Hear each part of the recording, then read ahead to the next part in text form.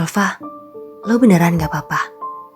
Alfaska dan keempat sahabatnya kini tengah berada di dalam base camp. Tempat biasa kelima cowok itu berkumpul. Alfaska menyandarkan punggungnya di sandaran sofa yang berada di dalam ruangan. Ruangan base camp tersembunyi mereka berada di rooftop sekolah. Ruangan itu didesain bagaikan sebuah kamar. Terdapat kasur, sofa, televisi, bahkan kulkas. Tidak ada yang mengetahui ruangan tersembunyi ini, selain Alfaska dan keempat sahabatnya. Alfaska dan keempat sahabatnya tidak perlu takut jika guru akan memarahi mereka, karena SMA Alantra adalah milik keluarga Lergan, ayah Alfaska. Gue baik-baik aja. Alfaska memejamkan mata. Siapa yang ngasih tahu Alzaska kalau gue tadi dirawat di UKS? Cowok itu tahu jika Alzaska tadi sempat menjenguknya di UKS. Alfaska tidak benar-benar tidur. Dia hanya pura-pura tidur saat Alfaska memasuki ruangan tempatnya dirawat. Arkan dan Raga saling menatap satu sama lain, seolah tengah melakukan telepati. Kedua cowok itu mengetahui jika Kana yang memberitahu Alzaska jika Alfaska dirawat di UKS. Itu mungkin Alfaska tahu sendiri, ucap Raga yang tengah menonton televisi di samping Arkan. Iya nggak kan? Arkan mengangguk kaku. Iya mungkin. Alzaska nggak sengaja lihat lo di kamar UKS. Soalnya tadi dia sempat ngobatin tangannya yang luka di UKS. Arkan berbohong. Bukannya tanpa alasan, dia hanya tidak ingin Kana kembali mendapatkan masalah dengan Alfaska. Alfaska yang mendengar jika saudaranya terluka, dengan cepat membuka mata menatap Arkan heran. Luka? Iya, Alzaska luka karena... Cukup. Alfaska memotong ucapan Arkan. Cowok itu tidak ingin lagi mendengar apapun yang berkaitan dengan Alzaska. Alfaska bangkit dari duduknya, kemudian berjalan meninggalkan ruangan tersembunyi yang berada di atas rooftop sekolah. Mengabaikan teriakan dan panggilan para sahabatnya yang menyuruhnya untuk berhenti melangkah. Alfaska berjalan melewati koridor sekolah, berniat untuk memasuki kelasnya. Ketika cowok itu hendak berbelok ke arah kanan, tiba-tiba saja dia merasakan sesuatu yang dingin dan basah mengenai kaos putih berlengan pendek yang ia kenakan. Maaf, gue sengaja, ucap seseorang yang berada di hadapan Alfaska. Alfaska menghela napasnya kasar, lalu mendongak menatap orang yang sudah dengan berani menumpahkan orange juice di kaosnya. Dia Kanara, cewek yang dengan sengaja menumpahkan jus jeruk itu di kaos Alfaska. Lo punya mata? Alfaska berdesis. Kana nampak seperti orang yang tengah berpikir keras. Tunggu. Cewek itu mengambil tangan kanan Alfaska, lalu diletakkan di atas mata kirinya. Ini mata kan? Nah, berarti gue punya.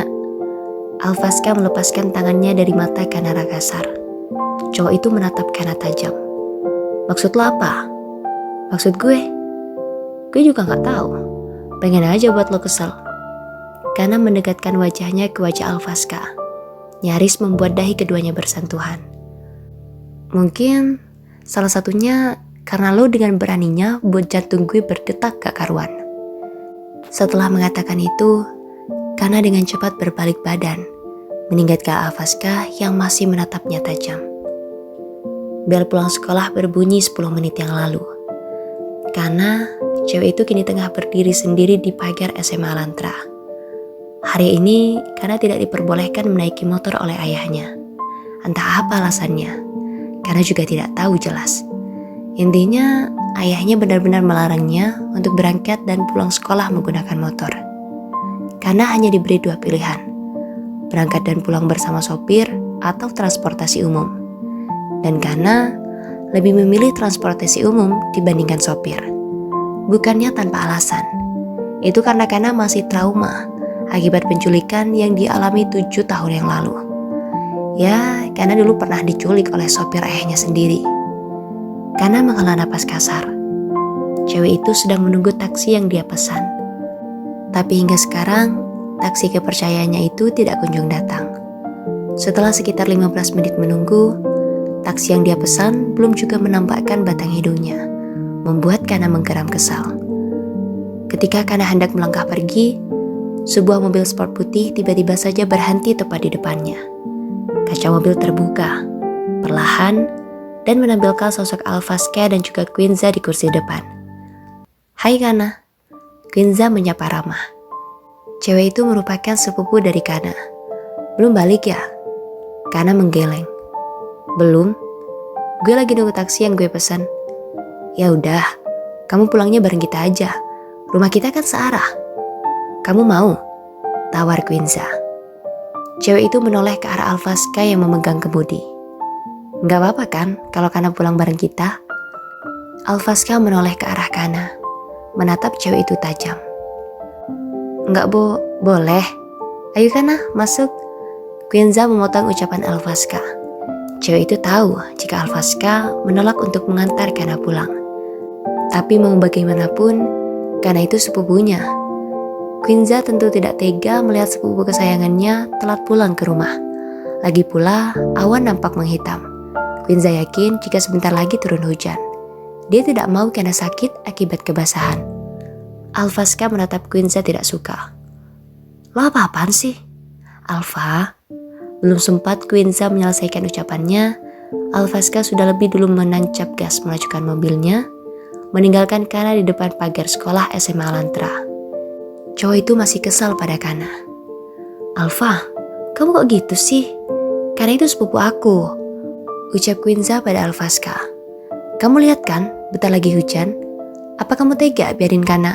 Gue gak peduli." Alvaska memotong ucapan Quinza. Setelah beberapa menit di perjalanan, cowok itu menghentikan laju mobilnya ketika sudah sampai di halaman depan Quinza, sahabatnya. Quinza hanya mampu menghela napas pasrah menghadapi sifat Alvaska. Jika Alvaska sudah mengganti nama panggilan mereka menjadi "lo gue", itu artinya cowok itu benar-benar tidak mau dibantah. "Makasih Alva." Setelah mengatakan itu, Quinza dengan cepat turun dari mobil Alvaska dan langsung memasuki area rumah mewah milik orang tuanya. Alvaska memejamkan mata sesaat, lalu kembali melajukan mobilnya dengan kecepatan sedang, membelah jalanan kota padat pengendara. Ketika berada di simpangan jalan, hujan tiba-tiba saja turun begitu deras. Pikiran Alvaska entah kenapa langsung melayang kepada Kana. Cewek itu pasti masih berdiri di depan pagar SMA Alantra. Seketika, hati Alvaska merasa tidak tega ketika membayangkan Kana kedinginan di bawah guyuran hujan. Alvaska menggelengkan kepalanya, berusaha menghilangkan perasaan tidak tega di dalam hatinya. Kenapa gue harus peduli? Suara petir menyambar seketika, membuat Alvaska menghentikan laju mobilnya seketika. Cowok itu dengan cepat memutarbalikkan mobilnya menuju sekolah, berniat untuk menjemput Kanara. Alvaska menghela napasnya kasar. "Gue kalah gengsi," cowok itu terkekeh. Jarak itu sebenarnya gak pernah ada. Pertemuan dan perpisahan dilahirkan oleh perasaan. Kana memeluk tubuhnya dengan tas punggung yang dia lampirkan ke depan dada. Cewek itu duduk di bangku memanjang yang berada di halte bus dekat dengan sekolahnya, SMA Alantra. Kana melirik sekilas jam yang melingkar di tangannya. Pukul 5 kurang 15 menit. Kana menghela napas kasar.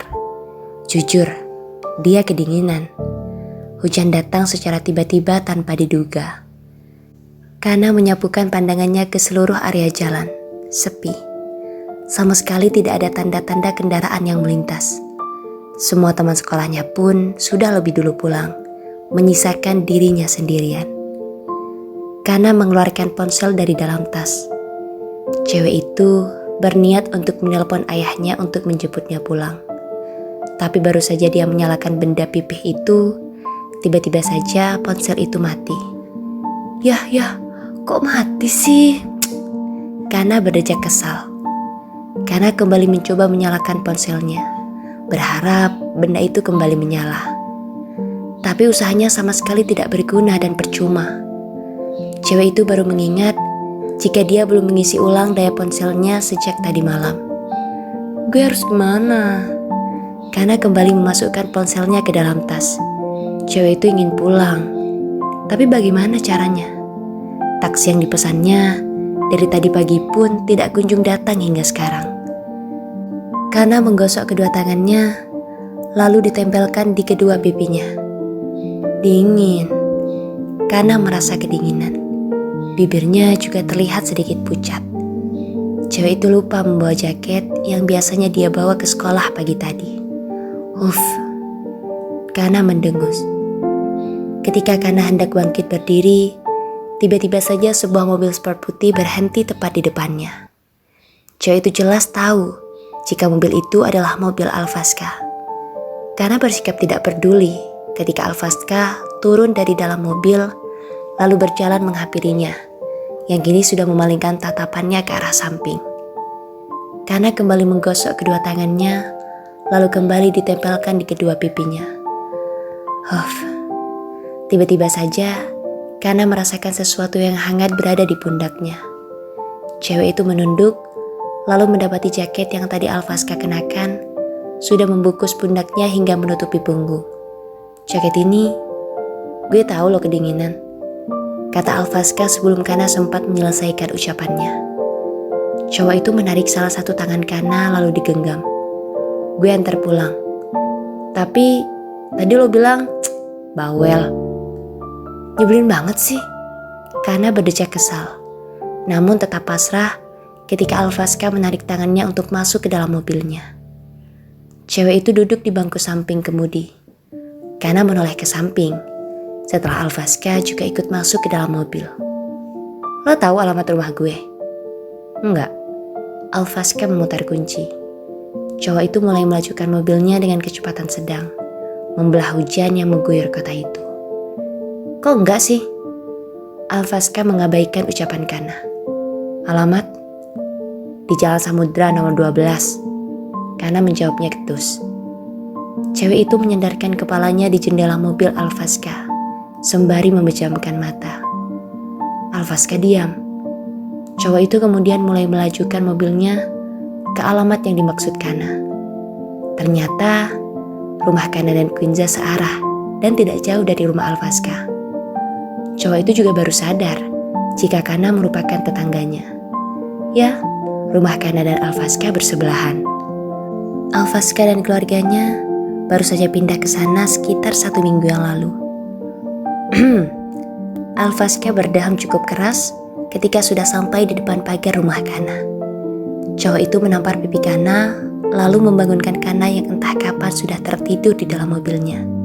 Bangun. Kana menggeliat dalam tidurnya. Dia membuka salah satu mata, menatap Alvaska sayu. Apa? Tanyanya serak khas orang baru bangun tidur. Turun.